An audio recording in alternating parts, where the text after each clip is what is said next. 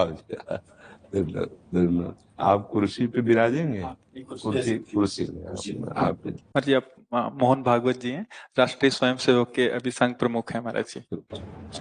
इधर इधर लगा एक आसन भी इस पे बिछा दे, आप विराज।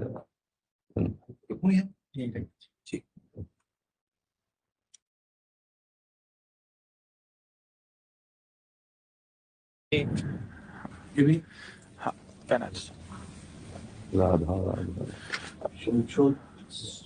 दे दे।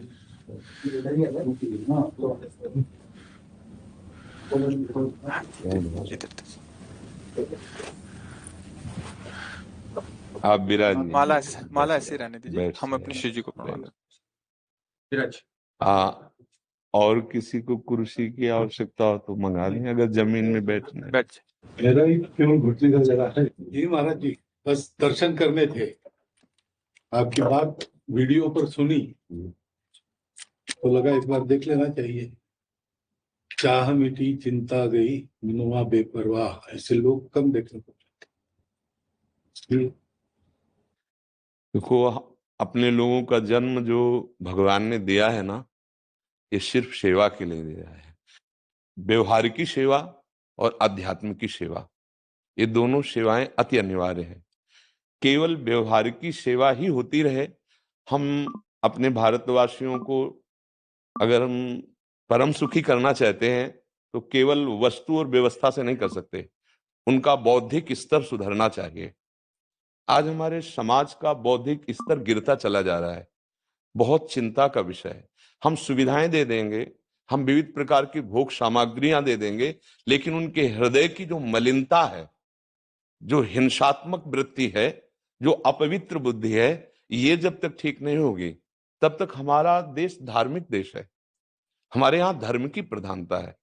तो इसी बात को बार बार हम सबसे निवेदन करते हैं कि ये जो हमारी नई पीढ़ी है, इसी से हमारे राष्ट्र की रक्षा करने वाले प्रकट होते हैं। जो विद्यार्थी जन है, उन्हीं में कोई एमएलए बनता है, उन्हीं में कोई सांसद बनता है, उन्हीं में कोई मुख्यमंत्री बनता है, उन्हीं में कोई राष्ट्रपति या प्रधानमंत्री उन्हीं में अपने लोग भी सब थे। अब हमारी शिक्षा केवल आधुनिकता का स्वरूप लेती जाए और व्यभिचार प्रवृत्ति, व्यसन प्रवृत्ति, हिंसा प्रवृत्ति, ये नई पीढ़ी में देखकर बहुत असंतोष हृदय में होता है।